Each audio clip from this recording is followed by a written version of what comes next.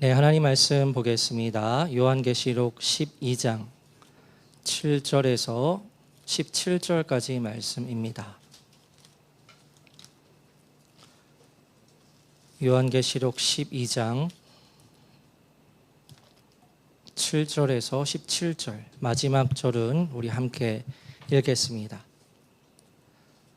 하늘에 전쟁이 있으니 미가엘과 그의 사자들이 용과 더불어 싸울새 용과 그의 사자들도 싸우나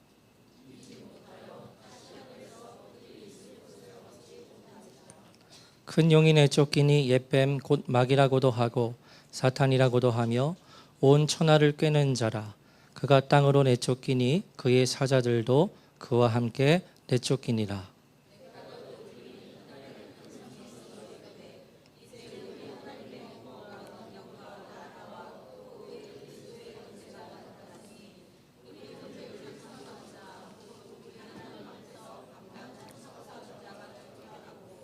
또 우리 형제들이 어린 양의 피와 자기들이 증언하는 말씀으로써 그를 이겼으니 그들은 죽기까지 자기들의 생명을 아끼지 아니하였도다.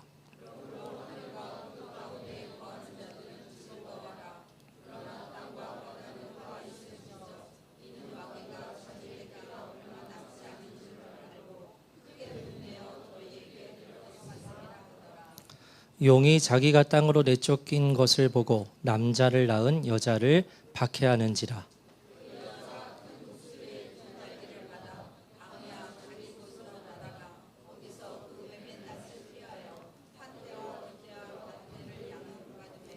여자의 뒤에서 뱀이 그 입으로 물을 강같이 토하여 여자를 물에 떠내려가게 하려 하되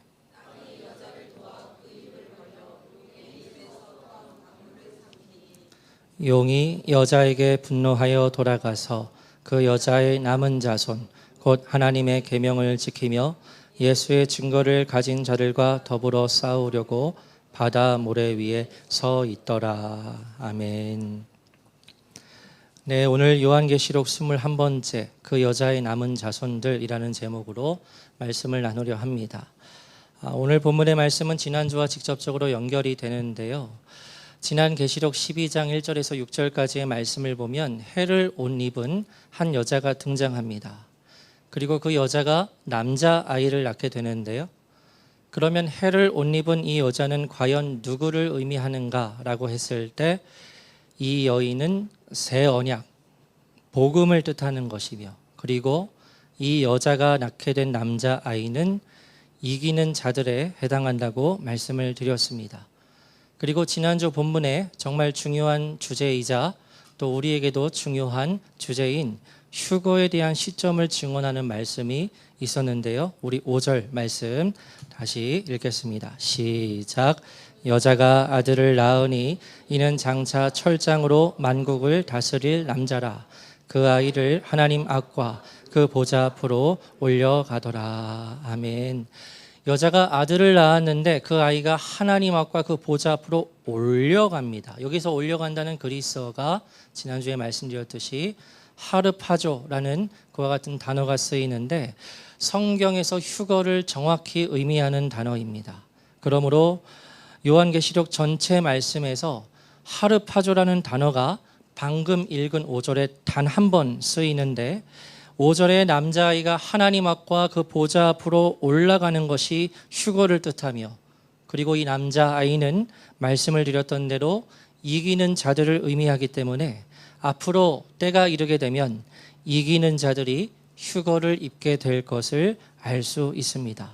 그리고 오늘 본문의 말씀이 이어지는데요. 오늘 본문 7절부터의 말씀은 지난주 1절부터 6절까지 일어난 일과 적어도 동일한 때를 기록하고 있는 것으로 보입니다. 그래서 1절에서 6절까지의 말씀은 요한이 땅의 관점, 즉 지상의 관점에서 작성한 말씀이라면 오늘 본문 7절부터 17절까지의 말씀은 하늘을 중심으로 기록한 말씀이라고 생각하면 이해하기가 쉽습니다. 먼저 7절, 8절 두 절을 함께 읽겠습니다. 시작.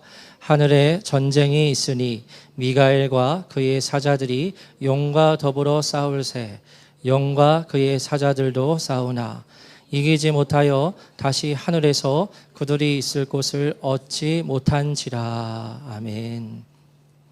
여러분, 지금 요한계시록 12장의 배경은 몇 번째 나팔이 분 이후입니까? 네? 몇 번째 나팔이 분 이후입니까? 네, 7번째 나팔이 분 이후이지요. 그러니까 이 시점에 어떤 일이 일어나느냐면 하늘에서 전쟁이 일어난다는 겁니다. 미가엘과 그의 사자들이 용과 더불어 싸운다는 거지요. 여러분, 계시록 말씀의 용은 누구를 의미한다고 말씀드렸습니까? 사탄입니다. 그래서 미가엘과 그의 사자들, 즉 천사들이 사탄과 그의 사자들, 즉 귀신들과 하늘에서 전쟁을 벌이게 되는데, 사탄이 그 싸움에서 이기지 못하여 사탄과 그의 사자들이 이제 땅으로 내어 쫓김을 당한다라고 그렇게 기록하고 있어요. 어렵지 않지요, 이해하기에. 그 다음 9절 읽겠습니다. 시작. 큰 용이 내쫓기니 옛뱀 곧 마귀라고도 하고 사탄이라고도 하며 온 천하를 꿰는 자라. 그가 땅으로 내쫓기니 그의 사자들도 그와 함께 내쫓기니라. 아멘. 이어지는 9절을 보면 큰 용이 하늘에서 내쫓김을 당하게 되는데, 이 큰 용에 대한 자세한 설명이 이어서 나옵니다. 옛뱀 곧 마귀라고도 하고 사탄이라고도 하며 온 천하를 꾀하는 자라고 설명을 하고 있는데요. 우리가 잘 알지만 옛뱀, 곧 마귀, 사탄, 온 천하를 꾀는 자의 이 모든 표현은 한 존재인 용을 설명하는 단어들입니다.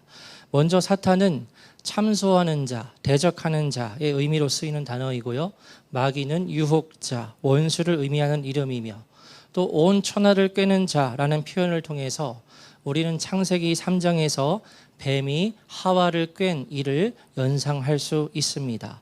그래서 마귀와 사탄과 온 천하를 꿰는 자로 설명되는 한 존재인 이 붉은 용이 전쟁에서 패배하고 하늘에서 그의 사자들과 함께 땅으로 내어 쫓김을 당하는 거죠.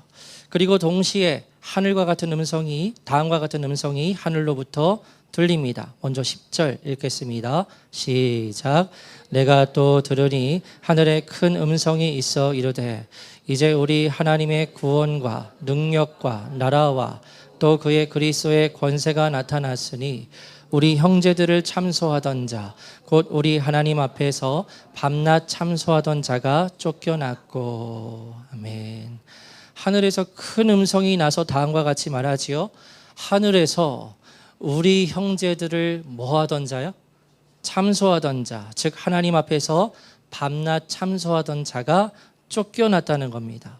여러분, 이 하늘의 음성을 통해서 우리가 한 가지 사실을 적어도 알 수 있지요. 사탄이 하늘에서 또 하나님 앞에서 행하는 주된 일이 무엇임을 알 수 있습니까? 사람들을 참소하는 일을 행하고 있다는 것을 알 수가 있어요. 여러분, 참소한다는 것이 뭡니까? 참소하다, 조금은 낯선 표현이지요. 참소한다는 것은 어떤 상대방이 있으면 이 상대방을 해치기 위해서, 이 상대방을 망가뜨리기 위해서 그 사람이 지은 죄를 이제 권위자에게 일러 바치는 행위를 말합니다.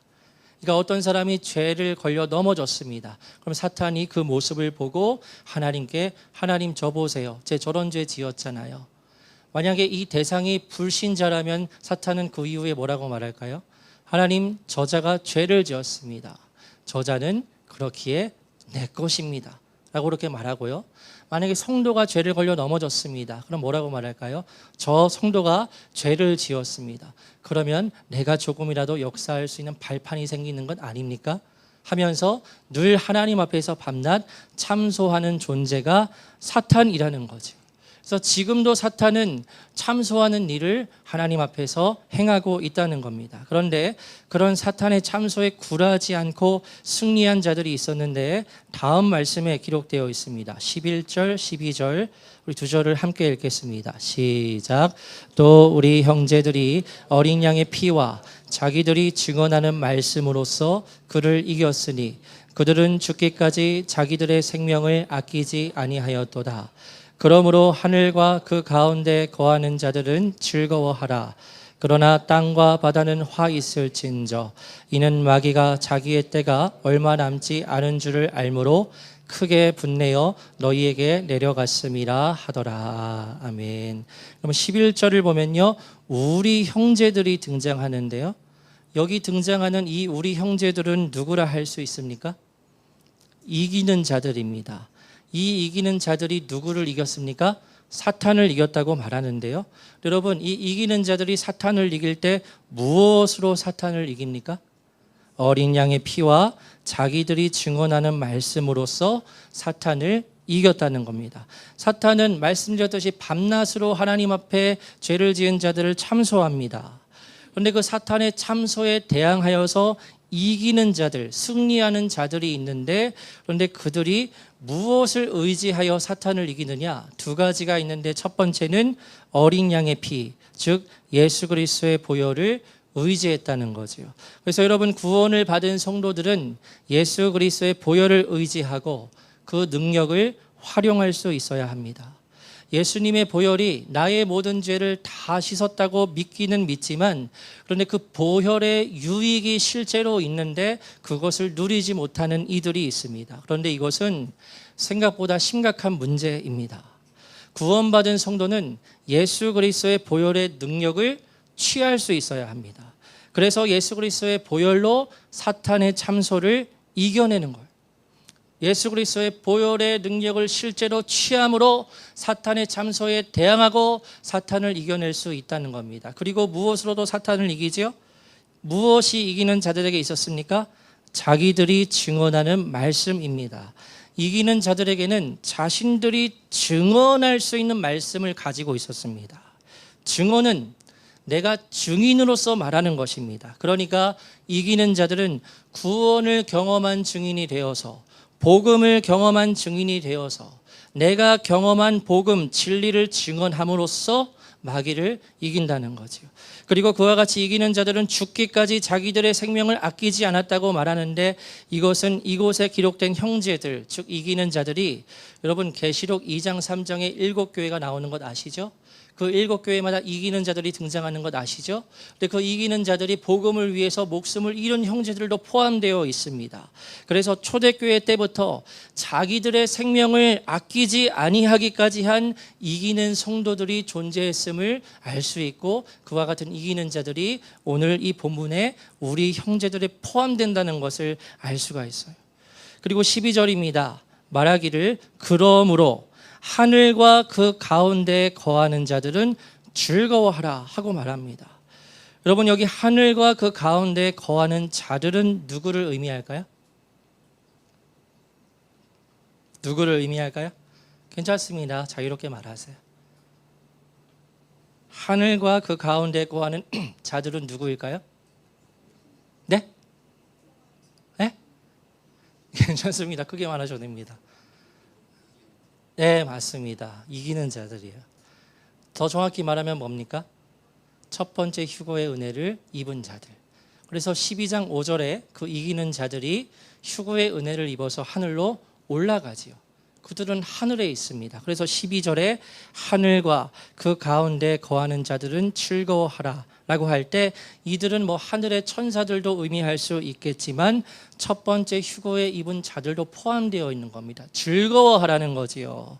그러면서 땅과 바다는 화 있을진저 마귀가 자기의 때가 얼마 남지 않은 줄을 알므로 크게 분내어 너희에게 내려갔다고 기록하고 있습니다. 이제 마귀가 하늘에서 쫓겨났기 때문에 그에 대한 분노를 이제 땅에 퍼붓게 된다고 말하는 거죠. 그 다음 13절 14절 두 절을 읽겠습니다. 시작. 용이 자기가 땅으로 내쫓긴 것을 보고 남자를 낳은 여자를 박해하는지라. 그 여자가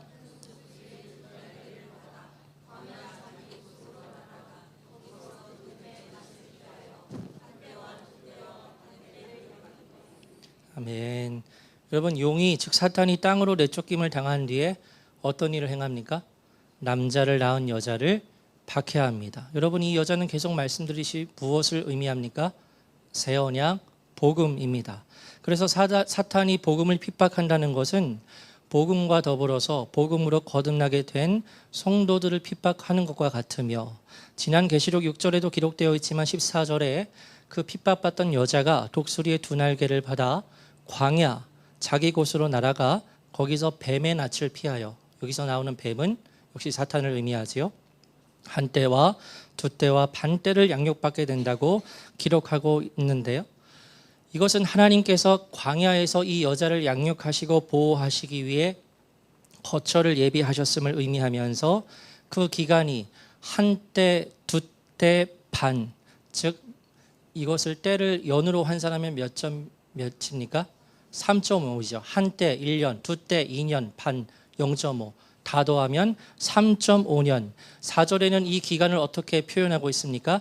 1260일을 의미하는 것으로 알 수 있습니다. 이것은 지난 설교에 나누었듯이 마지막 7년 한 일회 중에 후 3.5년을 의미하는 것으로, 이 후 3.5년에 가장 두려운 7개의 대접의 재앙이 떨어지게 될 때 이 여인은 광야에서 하나님의 돌보심을 받게 된다는 것을 뜻합니다. 그 다음 15절, 16절 두 절 읽겠습니다. 시작. 여자의 뒤에서 뱀이 그 입으로 물을 강같이 토하여 여자를 문에 떠내려 가게 하려 하되 땅이 여자를 도와 그 입을 벌려 용의 입에서 토한 강물을 삼키니. 아멘. 방금 읽은 말씀을 보면 여자의 뒤에서 뱀이 물을 강같이 토해내 그 여자를 물에 떠내려 가게 하려 합니다. 여러분, 이 말씀을 보면 조금 난해하지요. 그런데 이 말씀도 성경에 따라 잘 해석할 수 있습니다. 우선 여기에 나오는 뱀은 당연히 사탄을 뜻합니다. 그런데 이 사탄이 자신의 입에서 물을 강같이 토했다고 하는데요.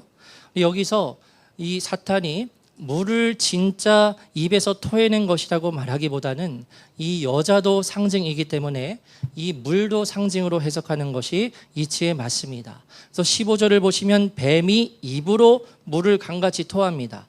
그러니까 입에서 물이 나오지요. 성경에서 쓰이는 물은 여러 의미가 있는데요.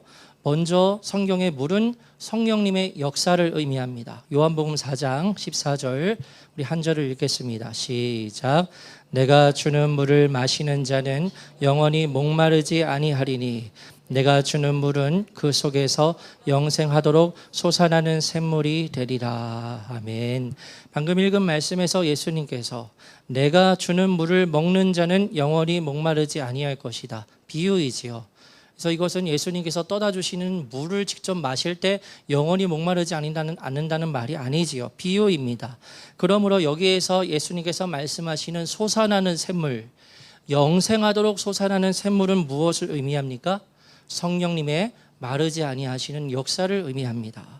그래서 성경에 나오는 물은 성령님의 역사를 의미하는 것이 있고요. 그 다음에 성경에 등장하는 물은 씻어내는 것으로서 하나님의 말씀을 의미하기도 합니다. 말씀 읽겠습니다. 시작. 이는 곧 물로 씻어 말씀으로 깨끗하게 하사 거룩하게 하시고. 아멘.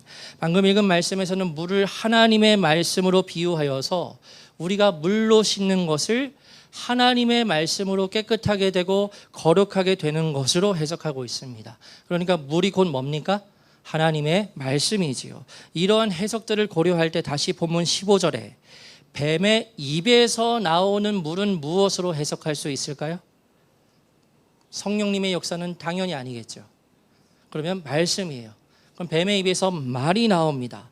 근데 그 말씀이 뱀의 입에서 나온다면 이것은 진리의 말씀이 나오는 것이 아니라 곧 진리를 대적하는 더러운 말이자 거짓의 말임을 우리가 알 수 있는 거죠. 그래서 뱀이 여자의 뒤에서 물을 강같이 토했다는 것은 그러한 더러운 말을 많이 쏟아낼 뿐 아니라 심한 거짓으로 무장된 여러 이론으로 여자가 뭐라고요? 새 언약 복음이죠. 그러니까 이 사탄이 그와 같은 거짓된 이론으로 복음을 공격하는 것을 말합니다. 그래서 사탄은 복음과 하나님의 말씀을 깎아내리기 위해서 이때에 모든 거짓과 이론들을 총동원할 것입니다. 우리가 잘 알고 있듯이 세상의 철학에서부터 비롯된 무신론, 종교 안에서는 종교다원주의, 율법주의, 신사도주의, 이 모든 거짓된 가르침들을 통해서 마귀는 복음을 공격할 것입니다. 그것이 뱀의 입에서 물이 토하여진다는 거지요. 그래서 16절을 보면 그 다음인데요. 어떤 일이 일어나지요? 뱀이 강같이 그 입에서 물을 토해내서 그 여자를 떠내려 가게 하려고 했는데, 그렇게 계획을 했는데 그 바람대로 이루어지지 않고 땅이 그 여자를 도와서 땅이 입을 벌려서 용의 입에서 토한 강물을 삼킵니다. 이것도 해석하기가 굉장히 난해해 보이지만 그렇지 않습니다. 여기에서 의미하는 땅은 무엇일까요? 땅은 무엇일까요? 계시록에는 여러분 이와 같은 표현이 계속 등장하고 자주 등장하는데, 그것은 땅에 거하는 자들이라는 표현입니다. 이 표현은 이제까지 강의하면서도 여러분 우리가 살펴보았는데요. 6장 10절 우리 한번 같이 읽어보겠습니다. 시작. 큰 소리로 불러 이르되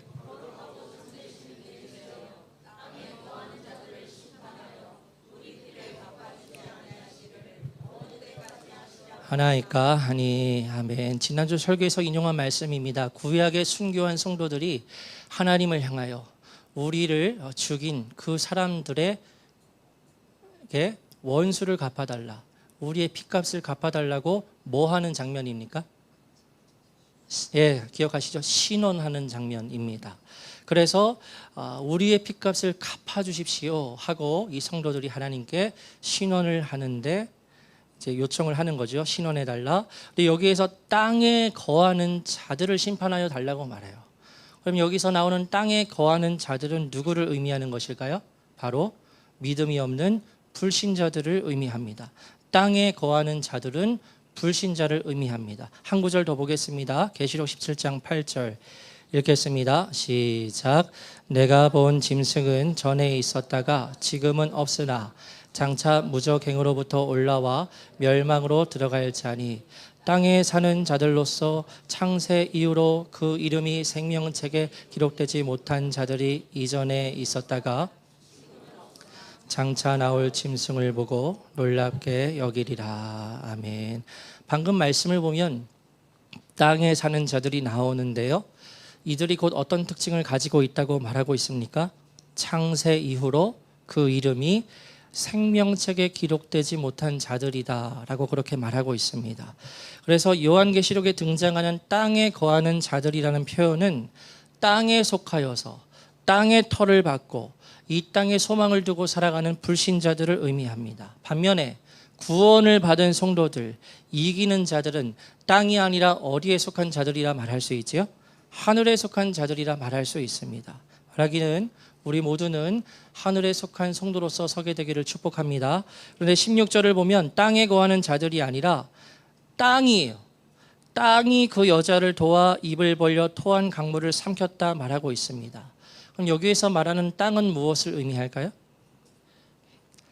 땅에 존재하는 모든 사람들을 뜻하는 단어로 해석할 수 있습니다. 그러니까 불신자들 뿐만 아니라 이 땅에는 성도들까지 모두가 다 포함되어 있는 것입니다. 그러니까 땅이 여자를 도와 그 입을 벌려서 용의 입에서 나온 강물을 삼켰다는 것은 땅에서 살아가는 모든 사람들, 즉 성도와 불신자 모두가, 모든 사람들이 이 사탄의 거짓된 이론과 말들을 받아들이지 않는 것을 말하는 것입니다. 여러분, 우리가 잘 알다시피 사탄은 거짓의 아비입니다. 아주 능수능란합니다. 그런데 이 땅의 모든 사람들이 어떻게 사탄이 작정하고 그 거짓된 말들과 이론을 전파해서 복음을 공격하려고 할 때 어떻게 그때 모든 사람들은 이 사탄의 거짓에 넘어가지 않을까요? 어떻게 넘어가지 않을 수 있을까요?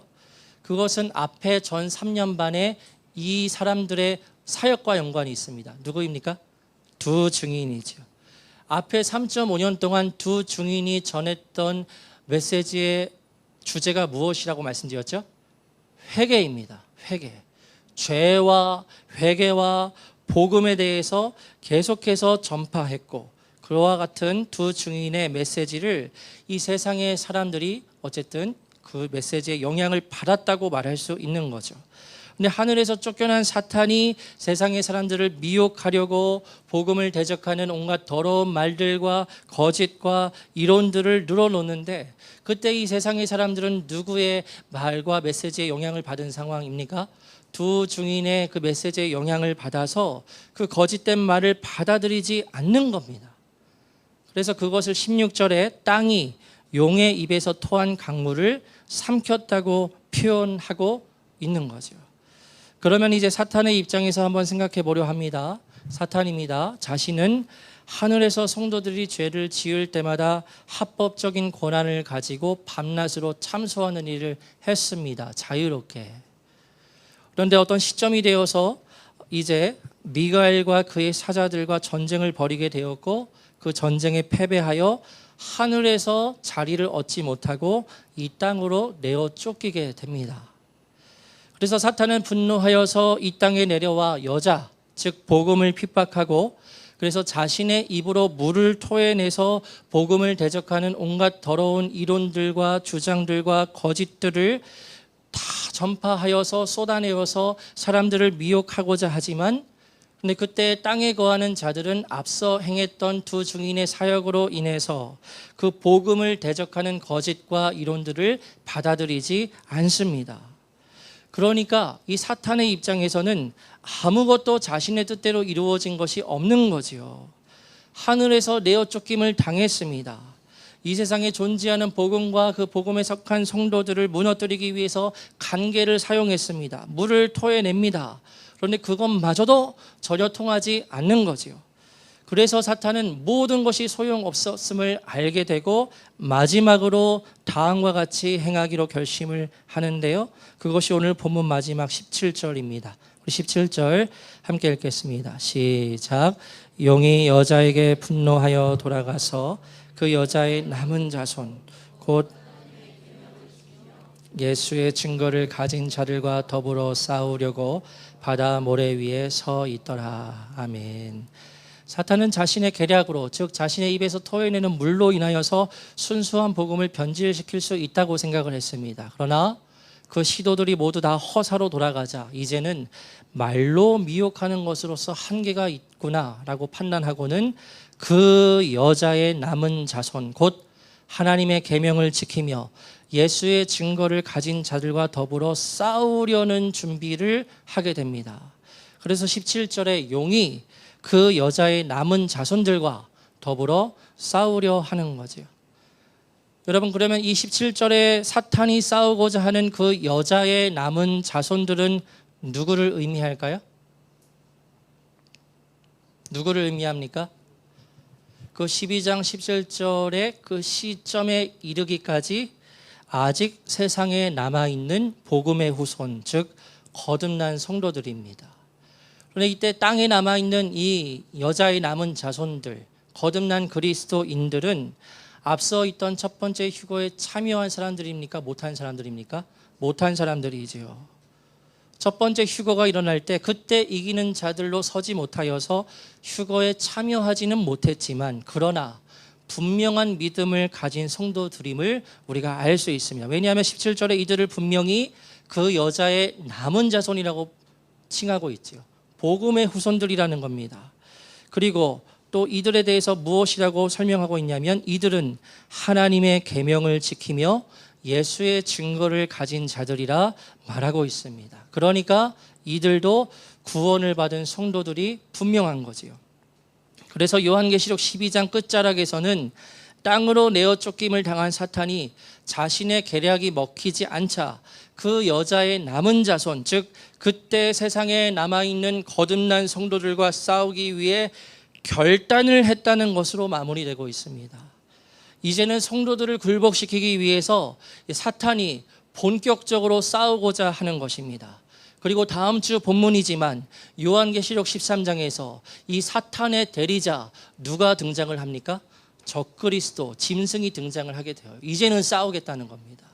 이제는 무력으로 성도들을 굴복시키겠다는 겁니다. 그와 같은 결단을 이제 마지막 17절에 행한다는 거지요. 여러분, 여기까지가 본문의 말씀인데요. 지난주부터 연이어 다룬 요한계시록 12장은 참 해석하기가 난해한 본문 중 하나입니다. 그러나 성경은 성경으로 해석한다는 원칙을 가지고 함께 볼 때 12장의 내용이 그렇게 어렵고 난해하지 않다는 것과 그 한 구절 한 구절이 가진 의미가 분명하다는 것을 우리가 알 수 있었는데요. 계속해서 말씀드리지만 우리가 그렇게 소망하고 바라는 휴거가 계시록 12장에서 처음 등장하지요. 해를 옷 입은 여자가 남자아이를 낳았을 때 그 아이가 하나님과 그 보좌 앞으로 올라가는 구절이 바로 휴거를 의미한다는 것을 분명히 살펴보았고요. 그리고 이 휴거는 이기는 자들이 참여하는 첫 번째 휴거임을 함께 살펴보았습니다. 그 다음에 어떤 일이 일어나지요? 사탄이 하늘에서 내어 쫓김을 당합니다. 그리고 복음을 핍박하고 자신의 입에서 강같이 토해내는 물, 즉 복음을 대적하는 더러운 말들과 여러 거짓들과 미혹의 말들을 통해서 사람들을 넘어뜨리려 하지만 그 전에 두 증인의 사역으로 인해서 각성하게 된 세상의 사람들이 이 거짓된 말들을 받아들이지 않자 사탄은 계략을 바꾸어서 이제 세상에 남아있는 그 여자의 남은 자손들, 즉 성도들과 싸우기 위해서 결단을 하는 것을 보게 됩니다. 그래서 여러분, 오늘 본문 말씀을 통해 우리가 알 수 있는 진리는요, 사탄은 계속해서 우리를 넘어뜨리기 위해서 움직이고 활동하는 존재라는 것입니다. 오늘 본문을 보면 하늘에서 사탄이 어떤 일을 밤낮 행한다고 말하고 있지요? 참소하는 일입니다. 불신자나 성도가 죄에 걸려 넘어질 때마다 밤낮으로 하나님께 그 사람을 망가뜨리기 위해 일러 바칩니다. 그런데 그 참소하는 사탄을 이기는 자들이 어떻게 극복하고 그 사탄을 향하여 승리하게 되죠? 무엇을 통해서 사탄을 이긴다고 말하고 있습니까? 11절 다시 읽겠습니다. 시작. 또 우리 형제들이 어린 양의 피와 자기들이 증언하는 말씀으로써 그를 이겼으니 그들은 죽기까지 자기들의 생명을 아끼지 아니하였도다. 아멘. 여러분, 사탄은 지금도 여기 있는 우리들을 계속해서 밤낮으로 참소하는 일을 하늘에서 행하고 있습니다. 지금도요. 그리고 우리가 죄에 걸려 넘어질 때 동시에 우리에게 죄책감을 심어줄 것입니다. 그런데 여러분, 구원을 받은 성도는 그때 무엇을 의지해야 합니까? 두 가지인데요. 먼저는 어린 양의 피, 예수 그리스도의 보혈의 능력을 믿음으로 취해야 합니다.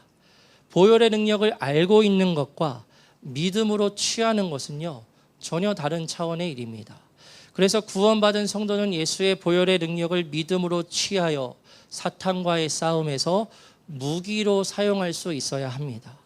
예수님의 보혈의 능력이 있음을 분명히 믿고 그것을 실제로 사용하는 것입니다. 예를 들어 보면 내 머리에서, 요즘에 계속해서 강조드리는 부분이기도 한데요, 내 머리에서 계속해서 부정적인 생각이 일어날 때가 있습니다. 내가 하는 그 모든 생각이 다 나의 생각이 아니라고 이제 금요예배에서도 말씀을 드리고 여러 번 말씀을 드렸는데요, 내 머리에서 계속해서 부정적인 생각이 일어날 때가 있습니다. 내가 이것을 끊어내려 하는데도 잘 끊어지지 않습니다. 그와 같은 생각으로 내가 괴로울 때, 그때 우리는 무엇을 사용할 수 있습니까? 예수 그리스도의 보혈의 능력을 취하고 사용할 수 있다는 거죠. 그래서 그런 부정적인 생각이 일어나고 내가 이것을 분별하고 끊어내고자 할 때 잘 끊어내지지 않습니다. 그러면 어떻게 해야 할까요? 그때 예수 그리스도의 보혈의 능력을 믿음으로 취하고 사용하는 거죠. 예수 그리스도의 보혈로 부정적인 생각을 덮습니다. 나를 부정적인 사람으로 만드는 더러운 생각은 떠나갈지어다 하고 기도하는 겁니다. 여러분, 실제로 그것이 복음의 그리고 보혈의 능력을 취하여 믿음으로 실제 사용할 때 그 생각은 끊어지게 되어 있습니다. 끊어지게 되어 있어요. 근데 왜 우리가 그것을 실제로 사용하지 못하죠? 그냥 머릿속으로만 알고 있어서, 그래 예수님의 보혈 나의 모든 죄를 다 덮어서 내가 다 용서함 받았지, 여기서 끝. 우리의 실제 삶의 영역에서 예수님의 보혈이 작동할 수 있고 진짜 놀라운 능력을 가지고 있다는 것을 믿음으로 취하지 못하기 때문에 그것을 사용하지 못하는 사람들이 있다는 겁니다. 그런데 이기는 자들은 그렇지 않다는 거예요. 예수 그리스도의 보혈의 능력을 알고서 그것을 실제 삶의 영역에서 사용한다는 겁니다. 그러므로 사탄과의 싸움에서 승리할 수 있다는 거죠. 사탄의 괴계가 끊어지게 되는 겁니다. 그래서 여러분, 예수님의 보혈의 능력은 이 부정적인 생각이 들 때 끊어내는 것으로 사용할 수도 있지만, 여러분, 이건 방어의 영역이죠. 근데 우리가 공격을 해야 됩니다. 예수 그리스도의 보혈의 능력을 가지고 사탄의 계략이 있는 곳에 예수 그리스도의 보혈의 능력을 힘입어서 담대하게 선포하여서 공격할 수 있습니다. 전도를 나가기 전에 예수님의 보혈의 능력으로 선포하는 겁니다. 어떤 어둠의 영역으로 나아가게 될 때 예수님의 보혈의 능력을 취하여서 어둠의 영역이 떠나갈 것을 믿음으로 선포하는 것입니다. 이건 공격하는 거거든요. 예수님의 보혈의 능력을 가지고 우리가 어둠의 모든 권세들을 파쇄할 수 있음을 믿음으로 취할 때 그와 같은 실제 결과가 일어날 수 있음을 사용하는 사람들은 알죠. 이기는 자들은 안다는 겁니다. 경험한다는 겁니다. 그러니까 그 보혈의 능력을 실제 삶에서 계속해서 사용하고 활용하여서 그 사탄의 계략을 무너뜨려 버리고 승리하게 되는 은혜를 누리는 사람들이 바로 이기는 자들이다. 그런 사람들이 이기는 자들이다. 여러분, 요한계시록 말씀을 보면 계속해서 이기는 자들이 어떤 사람들인지 나오지요. 이러한 말씀을 여러분의 심령 가운데 잘 새기시기를 바랍니다. 그리고 잘 적용하시기를 바라요. 그래서 이기는 자들로서 꼭 서게 되시기를 축복합니다. 두 번째로는요, 하나님의 말씀을 증언할 수 있어야 합니다. 여러분, 우리는 복음의 증인입니다. 증인은 경험의 사람입니다. 내가 직접 보았습니다. 내가 직접 들었습니다. 내가 직접 경험했습니다. 아까 보혈의 능력도 마찬가지예요. 그러면 그 무엇을 보고 듣고 경험했습니까? 진리의 복음이자 하나님의 말씀이지요. 그래서 내가 직접 경험한 복음이자 하나님의 말씀을 내 입에서 증언함으로 누구를 꺾을 수 있는 것입니까? 사탄의 권세를 꺾어버릴 수 있다는 거죠. 그래서 여러분, 11절의 말씀대로 어린 양의 피와 자기들이 증언하는 말씀으로써 사탄을 이기는 자들이 바로 우리 모두가 되어야 할 줄 믿습니다. 그리고 우리 모두는 믿음을 위해 죽기까지 우리의 생명도 아끼지 아니하는 성도들로 다 서게 될 줄을 믿습니다. 여러분, 오늘 본문 말씀을 통해 분명히 사탄은 이 세상을 미혹하고 또한 이 세상에 남아있을 성도들과 싸우기 위해 결단할 것입니다. 17절에 그와 같이 기록하고 있지요. 이때 사탄과 싸우게 될 자들은 그 여자의 남은 자손들입니다. 남은 자손들이에요. 왜 남은이라는 표현을 사용하고 있지요? 이기는 자들이 먼저 휴거에 올라갔거든요. 그리고 그 여자의 남은 자손들이 이 17절 마지막에 존재하는 겁니다. 그러면 여러분, 휴거의 첫 번째 휴거에 참여하지 못하고 남은 자들이 있는데, 그런데 이들은 분명히 이 여자의 자손이자 복음의 사람들입니다.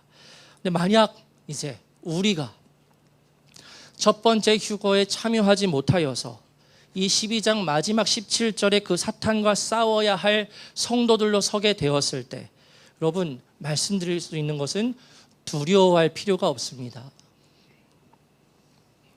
왜냐하면 하나님께서 그 여자의 남은 자손들을 지켜주실 것이기 때문입니다. 여러분, 만약에 지금 강해하고 있는 이 흐름이 하나님의 뜻에 합당하다면 분명히 우리 중에서도 첫 번째 휴거에 참여하는 이기는 자들로서 서는 분들이 있을 것이고요. 그렇지 않은 분들도 분명히 있을 겁니다. 분명히 첫 번째 휴거가 일어나게 되면 이 진리를 아는 사람들은 마음이 혼동될 것입니다. 나는 구원받지 못했나? 하는 그러한 고민도 하게 되겠죠. 여러분, 우리가 17절에 나오는 정말 이 여자의 남은 자손으로 우리가 서 있다면요, 그 사탄이 그들과 우리와 싸우기 위해서 서게 되었을 때, 그때 우리는 두려워할 필요가 없습니다. 왜냐하면 그 대환란 속에서 성도들을 하나님께서 반드시 지켜주십니다. 물론 박해와 핍박은 있을 겁니다. 그러나 그 박해와 핍박 가운데에서 하나님께서 함께 하실 거예요. 함께 하실 거예요. 그 여자가 그 후 3.5년 동안 어디로 가죠? 하나님께서 예비하신 광야로 가지 않습니까? 광야에서 하나님께서 직접 그 여자를 양육하시고 보호하시고 하는 그와 같은 시즌을 이 여자가 보내는데, 그 여자는 복음을 의미하면서 복음에 속한 성도들을 의미한다는 거죠. 그래서 여러분, 우리에게 있어서 가장 좋은 것은 우리가 이기는 자들로 준비되어서 첫 번째 휴거에 참여하는 것이지만, 그러나 그 휴거에 참여하지 못했다 하더라도 우리는 그 여자의 남은 자손으로서, 즉 하나님의 계명을 지키며 예수의 증거를 가진 자들로서 사탄과 싸울 때 하나님의 도우심과 함께 하심으로 우리는 승리할 것입니다. 반드시 승리할 것입니다. 두려워하지 마십시오. 이것은 지금 설교하는 저 자신에게도 하는 말입니다. 제가 첫 번째 휴거에 참여할지 누가 합니까? 저도 남겨질 수 있는 거죠. 이기는 자들로 서지 않으면 저도 남겨질 수 있는 겁니다. 두려워하지 말라고 지금 여러분께 말씀드리는 이 메시지는 저 자신에게도 하는 말이에요. 두려워하지 마십시오. 하나님께서 함께 하십니다. 요한계시록의 말씀은요, 여러분, 우리에게 그대로 실제적으로 성취될 것입니다. 그렇지 않다면 이렇게 열내어서 말할 필요가 없어요. 그냥 성경 강의하듯이 딱딱하게 그냥 이럴 수도 있어요 하고 설교하면 되지요. 근데 제가 믿고 있는 바, 그리고 여러분께서도 믿고 있는 바 계시지만, 요한계시록의 이 모든 말씀은 우리에게 그대로 정확하게 성취될 것입니다. 이 계시록 12장의 말씀도 이 인류 역사 속에서 그대로 정확하게 성취될 것입니다. 이때를 우리가 살아있을 때 맞이하게 될 가능성이 크다고도 할 수 있습니다. 그런데 다시 한번 말씀드립니다. 여러분, 두려워하지 마십시오. 하나님께서 함께 하십니다. 우리 모두는 하나님의 계명과 예수의 증거를 가진 성도들입니다. 하나님의 도우심으로 우리는 승리할 것입니다. 그래서 앞으로 어떤 일을 우리가 경험하게 된다 하더라도 우리의 옆에 있는 지체들과 함께 그 시간들을 믿음으로 통과하고 결국 승리하게 되기를 주님의 이름으로 축복합니다. 정말 그렇게 되기를 소망하고요. 마지막으로 옆에 계신 분들과 함께 인사하겠습니다. 우리 그때 함께 승리합시다.